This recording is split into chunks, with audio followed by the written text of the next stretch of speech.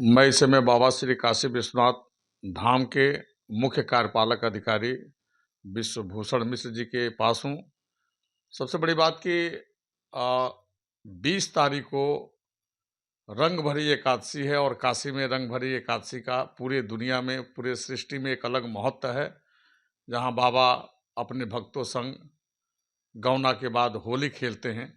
तो आज रंग भरी एकादशी के अवसर पर काशी विश्वनाथ मंदिर प्रबंधन की ओर से इस वर्ष विशेष तैयारी की जा रही है। तो आइए जानते हैं मुख्य कार्यपालक अधिकारी विश्वभूषण मिश्र जी से कि क्या कुछ तैयारी है सर। जैसा आप जानते हैं कि महादेव के इस धाम में पिछले कुछ समय से लगातार हमारे सभी पर्व और सभी दिवस अभूतपूर्व से हो रहे हैं। हमारे यहाँ शिवरात्रि पर जो सामान्य पर्वों की भीड़ होती थी या पर्व के श्रद्धालु आते थे, इस बार श्रद्धालुओं की संख्या दोगुनी थी। इसके बाद अभी जो पिछला हमारा रविवार बीता यानी 17 मार्च और उसके दूसरा दिन 18 मार्च का सोमवार,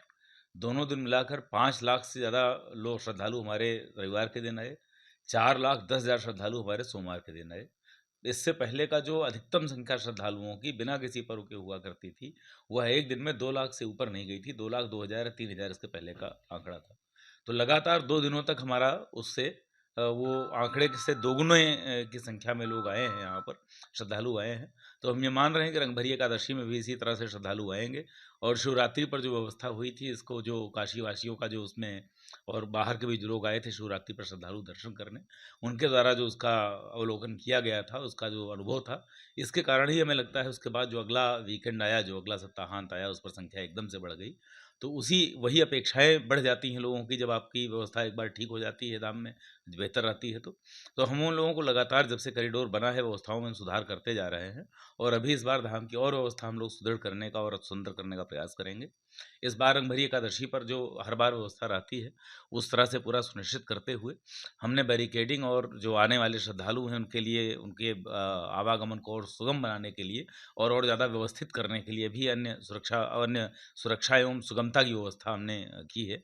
और उस व्यवस्था के अतिरिक्त सभी को जो यहाँ पर एक वो ठंडाई पिलाने की एक प्रथा रही है, उसके काउंटर्स भी हम लोग लगवा रहे हैं। और इस बार एक शानदार सांस्कृतिक कार्यक्रम यहाँ के अच्छे कलाकारों को एकत्र करते हुए प्रस्तावित किया गया है, जिसके विवरण जो है वो न्यास के सोशल मीडिया हैंडल्स के माध्यम से भी शेयर किए गए हैं और बाकी भी समाचार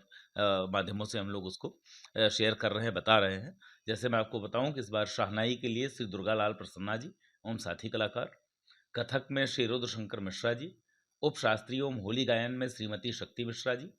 उप शास्त्रीय गायन में श्रीमती ममता शर्मा जी, उप शास्त्रीय गायन में ही डॉक्टर अर्चना महेश्कर जी, भजन एवं सुगम संगीत में श्रीमती सरोज वर्मा जी,